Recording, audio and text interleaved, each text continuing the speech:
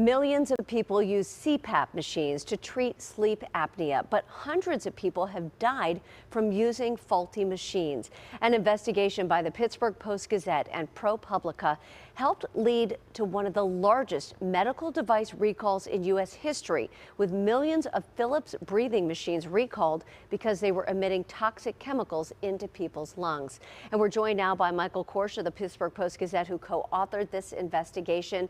And first of all, this second part of the investigation explained how you found that the FDA's role, really their slow response, contributed to some of these problems. Yeah, absolutely. So in the first part of our investigation, we identified that Philips had held back more than 3,700 complaints from the FDA about its defective breathing machines. We also found, however, that the FDA did receive several hundred complaints about the foam breakdown issues prior to issuing a recall, meaning that they missed a pattern of signals that could have led to action being taken much earlier. We also found that the failures in the Philips case also extend far beyond that company. Multiple other companies that make medical devices were found to submit reports well beyond the 30-day deadline that federal law requires about reports of defective devices. And finally, we uncovered a flaw in the FDA's complaint tracking system that allows companies to obscure what they know about breakdowns and when they knew it. Well, that was fascinating because the FDA actually told them they could change dates. Is that right? Under an FDA directive, companies are supposed to change the dates that they have on reports when they receive updated information. However, in analyzing the FDA's complaint database, we found that by updating that information, the public was actually losing critical information about when companies knew about these breakdowns in the first place. Wow. And so has anything changed with that system? Not yet. There have been many calls for the system to be revamped and reauthorized.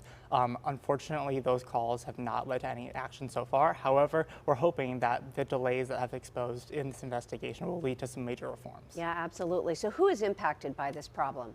Yeah, so 385 reports of death have been filed to the FDA regarding this issue. However, there are millions of Americans who suffer from obstructive sleep apnea and use these types of devices. And in total, the FDA regulates more than 200,000 types of medical devices, everything from stethoscopes to x-ray machines to pacemakers. So really, anybody who comes into contact with any medical device could be impacted by these regulatory failures. And your first report was really revealing. Did you find some response to that? Yes, Senator Blumenthal has called for further action from the Department of Justice to investigate Philips and their conduct with respect to this foam degradation case. However, we're also hoping that this investigation into the FDA's regulatory failures will also lead to increased scrutiny about the government agency itself. Yeah, and you had at least 20 people working on this story, which is unbelievable. What kind of data analysis did it take to uncover all of this?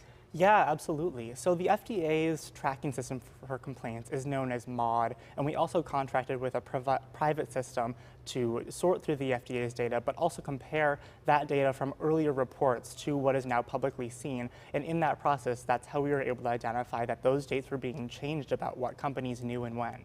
Wow. Well, I really appreciate all the work that you guys have done. Thank you so much, Michael. And you can learn more about this latest investigation by reading Michael's article now on the homepage of the Pittsburgh Post-Gazette. Kim.